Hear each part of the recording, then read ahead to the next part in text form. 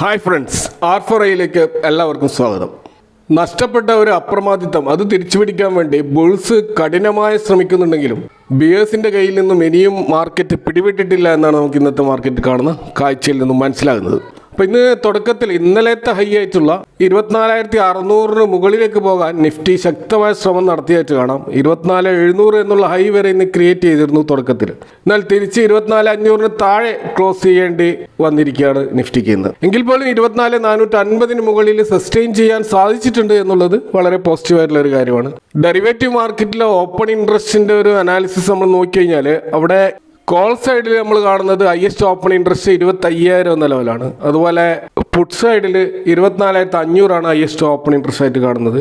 അപ്പോൾ ആ ഒരു റേഞ്ചിലാണ് മാർക്കറ്റ് ഇപ്പോൾ നിൽക്കുന്നത്. അപ്പോൾ തികച്ചും നെഗറ്റീവായിട്ടുള്ള വാർത്തകൾ മാർക്കറ്റിൽ വന്നുകൊണ്ടിരിക്കുമ്പോൾ വലിയ തോതിൽ മാർക്കറ്റ് താഴോട്ട് പോകാതെ പിടിച്ചു നിൽക്കുന്നതിന് പ്രധാനപ്പെട്ട കാരണം DISന്റെ ശക്തമായ ബൈങ് ആണ്. അപ്പോൾ ഈ ഒരു മാസം നമുക്ക് കാണുക FIS ഏകദേശം 15,000 കോടിയുടെ സെല്ലിംഗ് നടത്തിയിട്ടും DISന്റെ ബൈങ് എന്ന് പറയുന്നത് 42,000 കോടിക്ക് മുകളിലാണ്. അപ്പോൾ ഈ ഓഗസ്റ്റ് മാസം മാത്രമാണ് ഇത്ര വലിയൊരു ബൈങ് അവർ നടത്തിയിട്ടുള്ളത്. അപ്പോൾ അതിൻ്റെ പ്രധാനപ്പെട്ട കാരണം മ്യൂച്വൽ ഫണ്ടിലേക്ക് ഈ ജൂലൈയിൽ റെക്കോർഡ് ഹൈ ഫണ്ടാണ് ഒഴുകിയിട്ടുള്ളത്.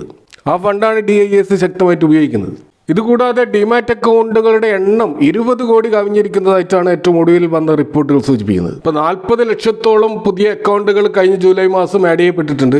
ഇപ്പോൾ കഴിഞ്ഞ 4 മാസമായി ഇതേപോലെ 40 ലക്ഷത്തോളം പുതിയ ഡിമാറ്റ് അക്കൗണ്ടുകൾ ആഡ് ചെയ്യപ്പെട്ടുകൊണ്ടേയിരിക്കുകയാണ്. കഴിഞ്ഞ ജനുവരിയിൽ അത് 40,68,000 ആണെങ്കിൽ അതിനുശേഷം ഹയ്യസ്റ്റ് ആയിട്ടുള്ള ഡിമാറ്റ് അക്കൗണ്ടുകൾ വന്നിട്ടുള്ളത് ഈ ജൂലൈയിലാണ്. അത് 40,55,000 കടന്നിരിക്കുന്നതായിട്ടാണ് നമ്മൾ കാണുന്നത്. പക്ഷെ നമുക്കറിയാം ഡിമാറ്റ് അക്കൗണ്ടുകളുടെ എണ്ണം വർദ്ധിക്കുന്നത് അതിൻ്റെ അർത്ഥം അത് പൂർണ്ണമായിട്ടും റീറ്റെയിൽ ഇൻവെസ്റ്റേഴ്സ് ആയിരിക്കണമെന്നില്ല. കാരണം ഒരു റീറ്റെയിൽ ഇൻവെസ്റ്റർ തന്നെ ചിലപ്പോൾ 3-4 അക്കൗണ്ടുകൾ തുറന്നിട്ടുണ്ടാവാം. എങ്കിൽ പോലും ശക്തമായ ഒരു മുന്നേറ്റമാണ് ഡിമാറ്റ് അക്കൗണ്ട് ഓപ്പണിംഗിൽ ഉണ്ടായിട്ടുള്ളത്. നമ്മുടെ മാർക്കറ്റിൽ റീറ്റെയിൽ ഇൻവെസ്റ്റേഴ്സിന്റെ പാർട്ടിസിപ്പേഷൻ അത്രമാത്രം വർദ്ധിച്ചുകൊണ്ടിരിക്കുകയാണ്. അപ്പോൾ ഗ്ലോബൽ ഇൻഡെക്സുകളെല്ലാം ഇന്നലെ ഒരു മിക്സഡ് ക്ലോസിംഗ് ആണെങ്കിൽ ജപ്പാന്റെ നിക്കി 225ന്റെ ക്ലോസിംഗ് വളരെയധികം ശ്രദ്ധേയമാണ്. ഇന്നലെ 2% അപ്സൈഡ് പോയിട്ട് 42,689 ജപ്പാന്റെ മാർക്കറ്റ് ക്ലോസ് ചെയ്തത്. നമുക്കറിയാം ജപ്പാന്റെ ഈ നിക്കി 225 എന്ന് പറയുന്ന ആ ഒരു പ്രധാനപ്പെട്ട ഇൻഡെക്സ് 1989 അതിന്റെ ഓൾ ടൈം ആയി ക്രിയേറ്റ് ചെയ്തതിനു ശേഷം പിന്നീട് 35 വർഷങ്ങൾക്ക് ശേഷമാണ് ഈ 2024 ജൂലൈ 11 തീയതി ആ ഒരു ഓൾ ടൈം ഹൈ ബ്രേക്ക് ചെയ്തത്. അതിനുശേഷം താഴോട്ടേക്ക് വന്ന ജപ്പാൻ ഇൻഡെക്സ് ഇപ്പോഴാണ് രണ്ടാമതും ആ ഒരു ഹൈ വീണ്ടും ബ്രേക്ക് ചെയ്തിരിക്കുന്നത്. അപ്പോൾ ഇപ്പോൾ ഉള്ളത് അവരുടെ ഏറ്റവും പുതിയ ഓൾ ടൈം ഹൈ ആയിട്ട് നമുക്ക് കാണാൻ കഴിയും. US മാർക്കറ്റിലും ഓൾ ടൈം ഹൈ ക്രിയേറ്റ് ചെയ്യപ്പെടുന്നുണ്ട്, ചൈനീസ് മാർക്കറ്റിലും ഓൾ ടൈം ഹൈ ക്രിയേറ്റ് ചെയ്യപ്പെടുന്നു. പക്ഷേ ഇന്ത്യയിൽ മാത്രം നമുക്ക് നമ്മുടെ പ്രീവിയസ് ഓൾ ടൈം ഹൈയിലേക്ക് തിരിച്ചെത്താൻ സാധിക്കുന്നില്ല എന്നൊരു നിരാശ തീർച്ചയായിട്ടും ഇന്ത്യൻ മാർക്കറ്റിലുണ്ട്. അപ്പോൾ ഇന്നത്തെ ഒരു മേജർ ഗ്ലോബൽ ഇവന്റ് ആയിട്ട് മാറിയിട്ടുള്ളത് US ചൈന ട്രേഡ് ഡീലാണ്. 90 ദിവസത്തേക്ക് അത് നീട്ടാൻ വേണ്ടിയിട്ട് ട്രംപ് തീരുമാനിച്ചിരിക്കുകയാണ്. അപ്പോൾ ഇന്ന് ഓഗസ്റ്റ് 12 തീയതി ഒരു ഡെഡ് ലൈൻ മുന്നേ നിശ്ചയിച്ചതായിരുന്നു. അപ്പോൾ അതിൽ ഒരു തീരുമാനത്തിൽ എത്താൻ കഴിയാത്തത് കൊണ്ട് അവർ വീണ്ടും 90 ദിവസത്തേക്കാണ് അത് മാറ്റിവെച്ചിട്ടുള്ളത്. അപ്പോൾ നമുക്കറിയാം ട്രംപിന്റെ താരിഫ് യുദ്ധം തുടങ്ങിയപ്പോൾ അവർ പ്രധാനമായിട്ടും ഫൈറ്റ് ചെയ്തത് ചൈനയുമായിട്ടായിരുന്നു. അപ്പോൾ ഗ്ലോബൽ മാർക്കറ്റിനെ തന്നെ ആശങ്കാകുലരാക്കുന്ന രീതിയിലുള്ള താരിഫ് എസ്കലേഷൻ ആ സമയത്ത് ഉണ്ടായിരുന്നു. എന്നാൽ പിന്നീട് മെയ് മാസം ജനീവയിൽ നടന്ന നെഗോഷിയേഷന്റെ അടിസ്ഥാനത്തിൽ അവർ ഒരു വെടിനിർത്തൽ നടത്തുകയായിരുന്നു. അതിന്റെ അടിസ്ഥാനത്തിൽ 30% താരിഫ് ചൈനക്കെതിരെയും അതുപോലെ US-നെതിരെ ചൈന 10% താരിഫ് എന്നുള്ള രീതിയിൽ ഒരു സെറ്റിൽമെന്റ് എത്തുകയും ചെയ്തിരുന്നു. പിന്നീടാണ് വീണ്ടും ട്രേഡ് ടോക്കുകൾ ആരംഭിച്ചത്. എന്നാൽ ഇത്തരത്തിലുള്ള ഒരു പോസ് അവർ ഇന്ത്യക്ക് അനുവദിച്ചു കൊടുക്കുന്നില്ല എന്നുള്ളതാണ് ഇവിടെ ഇന്ത്യൻ ഗവൺമെന്റ് പറഞ്ഞത്. US ഗവൺമെന്റിന്റെ നീക്കം ഇരട്ടത്താപ്പാണെന്നാണ്. അപ്പോൾ കഴിഞ്ഞ ദിവസം ട്രംപ് പറഞ്ഞിട്ടുള്ളത് ഇന്ത്യക്കെതിരെ ഏർപ്പെടുത്തിയിട്ടുള്ള 25% അഡീഷണൽ പെനാൽറ്റി അത് റഷ്യയുടെ മുഖത്തേറ്റ ശക്തമായ അടിയാണെന്നാണ്. അപ്പോൾ തികച്ചും നിരുത്തരവാദപരമായിട്ടുള്ള ഒരു സ്റ്റേറ്റ്മെന്റ് ആണിത്. ഇപ്പോൾ ഓഗസ്റ്റ് 15 നടക്കാൻ പോകുന്ന പുടിൻ ട്രംപ് കൂടിക്കാഴ്ച റഷ്യ ഉക്രൈൻ വാർ അവസാനിപ്പിക്കാനുള്ള ഒരു നീക്കമായിട്ട് പൊതുവെ കാണുന്നുണ്ടെങ്കിലും അവിടെ ഇപ്പോഴും 50-50 ചാൻസ് മാത്രമാണ് പൊതുവെ എക്കണോമിസ്റ്റുകൾ കാണുന്നത്. നമുക്കറിയാം റഷ്യയിൽ നിന്ന് ക്രൂഡ് ഓയിൽ വാങ്ങുന്നത് ഇന്ത്യ മാത്രമല്ല, ചൈനയും തുർക്കി, ഫ്രാൻസ്, ബ്രസീൽ, നെതർലാൻഡ്സ് പോലെയുള്ള രാജ്യങ്ങളും റഷ്യയുടെ എണ്ണ ഉപഭോക്താക്കളാണ്. എന്നിട്ടും ഇന്ത്യയെ ലക്ഷ്യം വെക്കുന്നതിന് പിന്നിൽ കൃത്യമായ ചില ലക്ഷ്യങ്ങളുണ്ട്.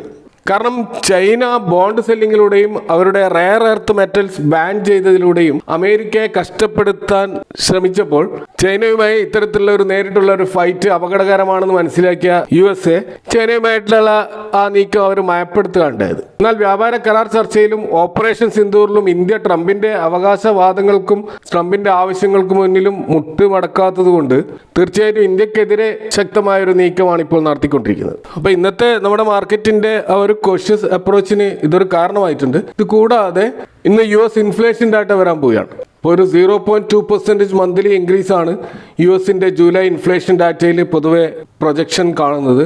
അതായത് 2.8% ഒരു ഇയർ ഓൺ ഇയർ റൈസ് ആണ് പ്രതീക്ഷിക്കുന്നത്. കഴിഞ്ഞ മാസം അത് 2.7 ആയിരുന്നു.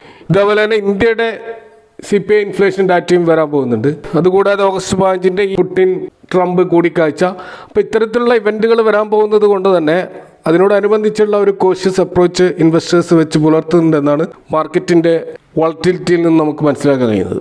ഇന്ന് നമ്മുടെ മാർക്കറ്റിൽ വലിയ തോതിൽ താഴോട്ടേക്ക് പോയ ഒരു സ്റ്റോക്കാണ് പ്രാജ് ഇൻഡസ്ട്രീസ്. അതിന്റെ ഹൈ ആയിട്ടുള്ള 875 എന്ന ലെവലിൽ നിന്നും 52% ഈ സ്റ്റോക്ക് ഇപ്പോൾ ക്രാഷ് ആയിട്ടുള്ളത്. അപ്പോൾ ഇന്ന് മാത്രം ഏകദേശം 7% ഒരു ക്രാഷ് ഈ സ്റ്റോക്കിൽ റിസൾട്ടിന് ശേഷം ഉണ്ടായതായിട്ട് കാണാം. അപ്പോൾ പ്രാജ് ഇൻഡസ്ട്രീസിന്റെ ആ ഒരു നെറ്റ് പ്രോഫിറ്റ് 5.34 കോടി രൂപയായിട്ടാണ് നമ്മൾ കാണുന്നത്. അത് കഴിഞ്ഞ വർഷം ഇതേ പീരീഡിലുള്ള 84 കോടിയിൽ നിന്നുള്ള 90% ഫോളാണ്.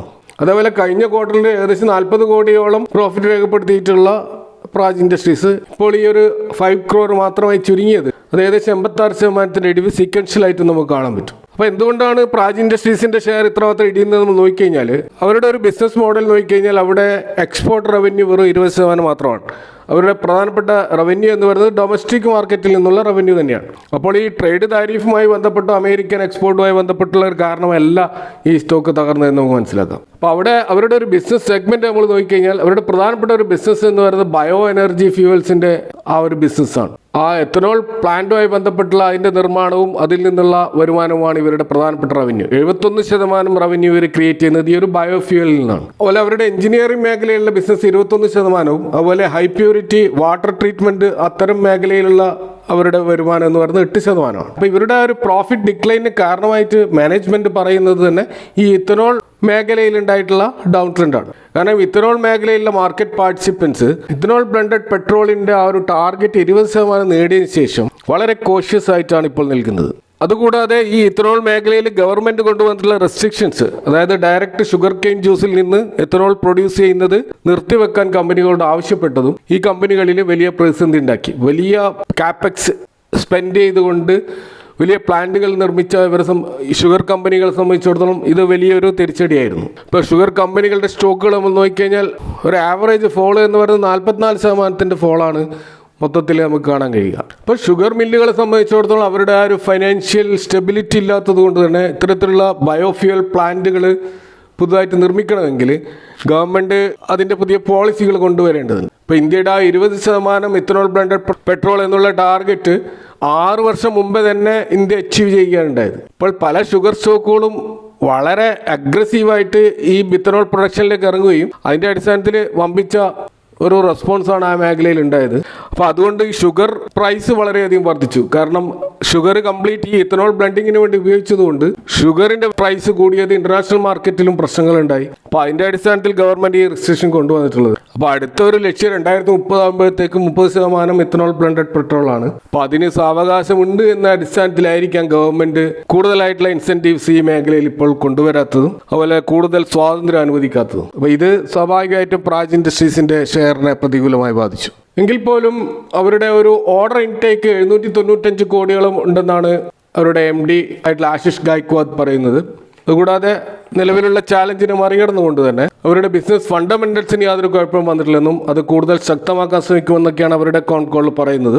ഏതായാലും ഗവൺമെന്റ് ഈ ഒരു മേഖലയിൽ പുതിയ പോളിസികൾ അനൗൺസ് ചെയ്യുമ്പോൾ മാത്രമായിരിക്കും ചിലപ്പോൾ ഈ പ്രാജ് ഇൻഡസ്ട്രീസിന്റെ സ്റ്റോക്കിൽ ഒരു റിക്കവറി ഉണ്ടാവുക. അപ്പോൾ ഇന്ന് ചർച്ചാ വിഷയമായ മറ്റൊരു സ്റ്റോക്ക് യാത്ര ഓൺലൈനാണ്. ഈ ഒരു സ്മോൾ ക്യാപ് സ്റ്റോക്ക് 20% ആണ് ഒറ്റ ദിവസം കൊണ്ട് അപ്പർ സർക്യൂട്ടിലേക്ക് പോയിട്ടുള്ളത്. കഴിഞ്ഞ ഒരു മാസം കൊണ്ട് 60% റാലിയാണ് ഈ സ്റ്റോക്കിൽ ഉണ്ടായിട്ടുള്ളത്. അപ്പോൾ ഇവരുടെ ആ ഒരു ബിസിനസ്സിൽ ഇയർലി 200 കോടിയോളം വരുമാനം ഉണ്ടാക്കാൻ സാധ്യതയുള്ള 34ഓളം പുതിയ ക്ലയന്റുകൾ അവർ ആഡ് ചെയ്തതാണ് ഈ കമ്പനിയിൽ ഒരു പോസിറ്റീവ് മൊമെന്റ് ഇപ്പോൾ ഉണ്ടാകാൻ കാരണം. ഇവരുടെ ഈ ക്വാർട്ടർലി റിസൾട്ട് നമ്മൾ നോക്കിക്കഴിഞ്ഞാൽ ഇയർ ഓൺ ഇയർലി 295% ഒരു ജമ്പാണ് പ്രോഫിറ്റിൽ ഉണ്ടായിട്ടുള്ളത്. 4 കോടിയിൽ നിന്നും 16 കോടിയായിട്ട് അവരുടെ പ്രോഫിറ്റ് ഉയർന്നതായിട്ട് കാണാം. അതുപോലെ റവന്യൂവും 100 കോടിയിൽ നിന്ന് 209 കോടിയായിട്ട് ഉയർന്നതായിട്ടും കാണാം. അപ്പോൾ ആ നേരെ ഡബിൾ ആയിട്ടുണ്ട് റവന്യൂ. ഇപ്പോൾ ജെഎം ഫൈനാൻഷ്യൽ പോലെയുള്ള ബ്രോക്കറേജ് ഹൗസുകൾ ഇതിന് 170 എന്ന ടാർഗറ്റോടുകൂടി ബൈ റേറ്റിംഗ് കൂടി കൊടുത്തിരിക്കുകയാണ്. അപ്പോൾ അതിൻ്റെ അടിസ്ഥാനത്തിൽ ഒരു റാലിയാണ് നമുക്ക് ഈ സ്റ്റോക്കിൽ നമ്മളിപ്പോൾ കാണുന്നത്. എങ്കിലും ആ ഓൾ ടൈം ഹൈയിൽ പർച്ചേസ് ചെയ്യുന്നത് തികച്ചും അപകടകരമായിരിക്കും. ഒരു കറക്ഷന് വേണ്ടി കാത്തിരിക്കുന്നതായിരിക്കും ഈ സ്റ്റോക്കുകൾ നല്ലത്. പ്രത്യേകിച്ച് ഇതൊരു വളരെ മൈക്രോ ക്യാപ് ലെവലിലുള്ള അല്ലെങ്കിൽ സ്മോൾ ക്യാപ് കമ്പനിയാണ്. മറ്റൊരു സ്റ്റോക്ക് ഇന്ന് നമുക്ക് കാണാൻ കഴിയുന്നത് തിത്തഗാർ റെയിൽ സിസ്റ്റമാണ്.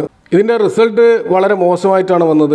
ഇയർ ഓൺ ഇയർ ആയാലും ക്വാർട്ടർ ഓൺ ക്വാർട്ടർ ആയാലും പ്രോഫിറ്റിലും സെയിൽസിലും എല്ലാം നെഗറ്റീവ് ഗ്രോത്ത് ആണ് കാണുന്നത്. ആ ഒരു ഡീ ഗ്രോത്ത് ഉണ്ടായിട്ട് പോലും ഇന്ന് സ്റ്റോക്ക് 3% കൂടുതലുള്ള ഒരു അപ്സൈഡ് മൂവ് പോവുകയുണ്ടായി. അപ്പോൾ ഏകദേശം 679 കോടിയുടെ റവന്യൂ ക്രിയേറ്റ് ചെയ്തെങ്കിലും ഇവരുടെ പല വാഗൺസും അവർക്ക് വീൽ സെറ്റ്സ് ലഭിക്കാത്തത് കാരണം റെയിൽവേ വീൽ സെറ്റ് സപ്ലൈ ചെയ്തതിൽ മാത്രമേ ഇവരുടെ വാഗൺസ് ഇവർക്ക് പുറത്തിറക്കാൻ കഴിയുള്ളൂ.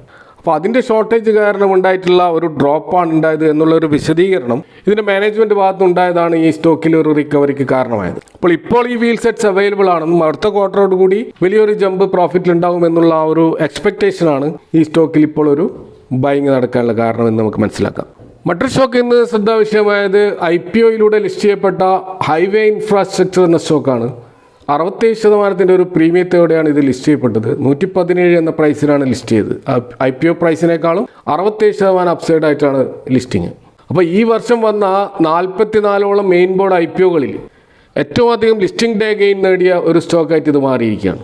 കാരണം ഈ വർഷം 50% അധികം ലിസ്റ്റിംഗ് ഡേ ഗെയിൻ നേടിയ 2 സ്റ്റോക്കുകളേ ഉള്ളൂ. അതിലൊന്ന് ക്വാഡ്രന്റ് ഫ്യൂച്ചർ ടെക് ലിമിറ്റഡും മറ്റൊന്ന് ആദിത്യ ഇൻഫോടെക്കുമായിരുന്നു. അതിൽ Quadrant Future Tech 53% listing day gain നേടിയിരുന്നു. Aditya Infotech 60% listing day gain നേടിയിരുന്നു. അപ്പോൾ അതിനെ കവച്ചു വെക്കുന്ന 67% ഒരു ലിസ്റ്റിംഗ് ഡേ ഗെയിനാണ് ഹൈവേ ഇൻഫ്രാസ്ട്രക്ചർ നേടിയിട്ടുള്ളത്. അപ്പോൾ അതിനുശേഷം ഈ സ്റ്റോക്ക് അപ്പർ സർക്യൂട്ടിലേക്ക് പോയതായിട്ട് കാണാം. ഇപ്പോൾ ഓവറോൾ ഗെയിന് 72% ഉയർന്നതായിട്ട് നമുക്ക് കാണാം. അപ്പോൾ ഈ ഒരു കമ്പനി 1995 ഇൻകോർപ്പറേറ്റ് ചെയ്ത പ്രത്യേകിച്ച് ടോൾ കളക്ഷനും അതുപോലെ തന്നെ എഞ്ചിനീയറിംഗ് പ്രൊക്യൂർമെൻറ്റ് കൺസ്ട്രക്ഷൻ അഥവാ EPC കമ്പനി കൂടിയാണിത്. Real estate development, road maintenance, highway, bridges, residential പ്രൊഡക്റ്റുകളൊക്കെ അടങ്ങിയിട്ടുള്ള ഒരു ബിസിനസ് മോഡലാണ് ഇവരുടേത്. ഇൻഡോർ ബേസ്ഡ് ആയിട്ടുള്ള ഒരു കമ്പനിയാണിത്. അപ്പോൾ ഈ ഒരു IPO ഗെയിനുള്ള പ്രധാന കാരണമായിട്ട് നമുക്ക് കാണാൻ കഴിയുന്നത് ഇതിൻ്റെ അണ്ടർ പ്രൈസ്ഡ് ആയിട്ടുള്ള IPO ആയിരുന്നു. കാരണം PE 18 എന്ന ലെവലിലായിരുന്നു ഉണ്ടായിരുന്നത്. അപ്പോൾ സ്വാഭാവികമായിട്ടും ഇതിൽ നല്ല തോതിൽ റീറ്റെയിലേഴ്സിൻ്റെ പാർട്ടിസിപ്പേഷൻ ഉണ്ടായി, നല്ല തോതിൽ ഓവർ സബ്സ്ക്രിപ്ഷൻ നടന്നു. ഇങ്ങനെ നല്ലൊരു ലിസ്റ്റിംഗ് ഗെയിൻ ഈ സ്റ്റോക്ക് നേടുകയുണ്ടായി. അപ്പോൾ ഈ സ്റ്റോക്കിലും ഒരു കൂൾ ഓഫ് ഉണ്ടാവും. തീർച്ചയായിട്ടും ഇവിടെ പ്രോഫിറ്റ് ബുക്കിംഗ് ഒക്കെ ഉണ്ടാവും. അതിനുശേഷം മാത്രം ഇതിൻ്റെ ബൈങ് ആലോചിച്ചാൽ മതി എന്നാണ് ഇപ്പോൾ പറയാനുള്ളത്. അപ്പോൾ ഇതൊക്കെയാണ് ഇന്നത്തെ മാർക്കറ്റുമായി ബന്ധപ്പെട്ട് ഇവിടെ പങ്കുവെക്കാനുള്ളത്. നിങ്ങളുടെ അഭിപ്രായങ്ങൾ കമൻറ്റുകൾ അറിയിക്കുക. Thank for watching. See you next time with another video.